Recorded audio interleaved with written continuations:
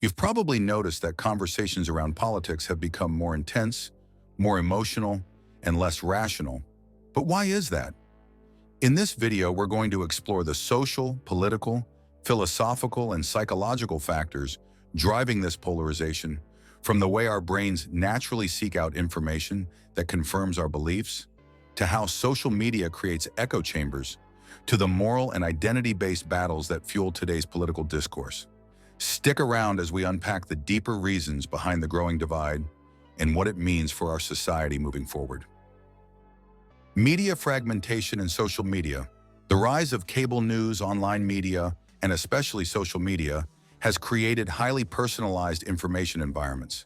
People can now choose news sources that align with their existing views, reinforcing those views and making it easier to ignore opposing perspectives. Social media platforms often amplify extreme content due to algorithms favoring engagement, which can contribute to a more polarized public discourse. Political party realignment. Over the past few decades, the major political parties have become more ideologically consistent and distinct from one another. Historically, both the Republican and Democratic parties had a mix of liberal and conservative wings, which fostered more bipartisanship. Today, however, the parties are more ideologically homogeneous, with Democrats largely representing progressive policies and Republicans leaning more consistently conservative. This shift makes agreement less likely and exacerbates the sense of division on major issues. Geographical sorting. Americans are increasingly sorting themselves into like-minded communities. Urban areas tend to be more liberal, while rural areas are more conservative. This geographical polarization means people are less likely to encounter differing political viewpoints in their everyday lives, which can reinforce ideological divides. Cultural and identity politics. Political issues today often intersect with personal identity, including race, gender, religion, and social values. As political debates become framed around core aspects of individual and group identity, compromise becomes more difficult.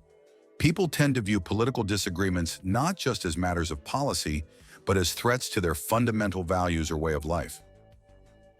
Economic inequality. Growing economic inequality has also contributed to political division.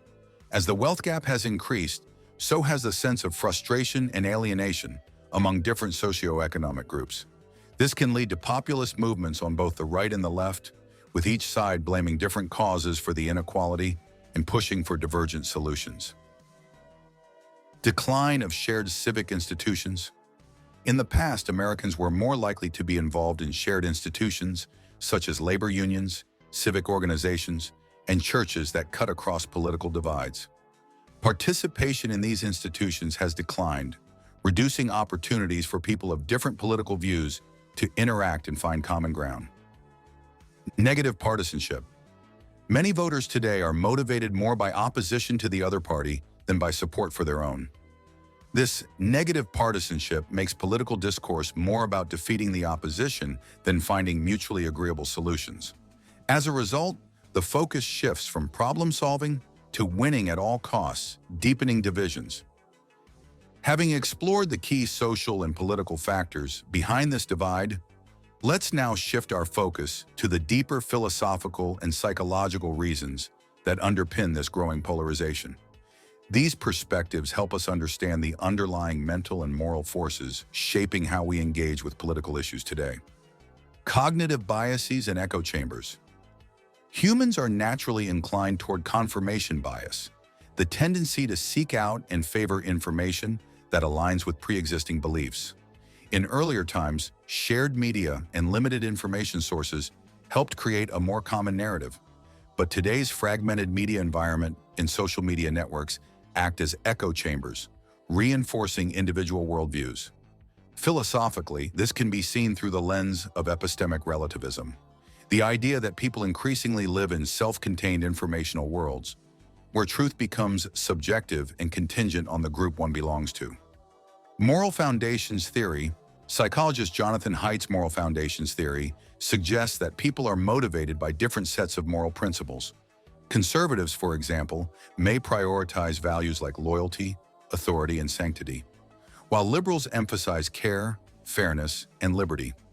As political debates have become more framed in terms of fundamental values, disagreement has shifted from a rational deliberation over policies to a clash of moral worldviews. In this light, the political divide is not simply about different opinions, but about conflicting visions of what is morally right and just. Identity and tribalism. Political beliefs have increasingly merged with personal identity, which has led to the rise of tribalism, the psychological tendency to group oneself with like-minded individuals and view outsiders as threats. In earlier eras, political differences were often seen as disagreements on policy, but today they are more often framed in existential terms as battles for the soul of the nation. This intensifies in-group and out-group dynamics, leading to othering, where the opposing political side is not just wrong, but morally or existentially dangerous. The fragmentation of truth. Postmodern philosophy has explored the idea that truth is not a universal constant, but is often constructed through cultural and social lenses. In the contemporary political climate, truth has become fragmented, with different ideological groups constructing their own narratives about the world, making it harder to find common ground. This can be seen in the rise of alternative facts and the rejection of traditional authority sources, contributing to an epistemic crisis where shared facts are rare and subjective truth prevails. The erosion of the commons. Philosophers like Hannah Arendt have argued that politics at its best involves people coming together in a shared space, the public sphere, to debate, deliberate, and form consensus. In today's hyper-individualized society, that common public space has eroded. Social and civic institutions that once bridged divides have weakened, and politics has shifted from a collective exercise in governance to a spectacle of individual expression. This individualism, coupled with the rise of consumerist culture, turns politics into another way to express one's identity, rather than a domain of shared responsibility. Fear and the psychology of threat. Psychologically, when people feel threatened, whether by economic uncertainty, cultural changes, or existential crises, they become more rigid in their thinking and less open to compromise. The current political climate is marked by a deep sense of fear, whether that fear stems from economic dislocation, demographic shifts, or perceived threats to tradition. Fear activates the brain's fight-or-flight response, making people more defensive, less willing to engage in rational discourse, and more likely to align with extreme positions that promise protection from perceived dangers. Hyper-individualism and the loss of community. The philosophical underpinnings of liberalism, which prioritize individual rights and personal freedom, have in many ways led to today's heightened sense of hyper-individualism.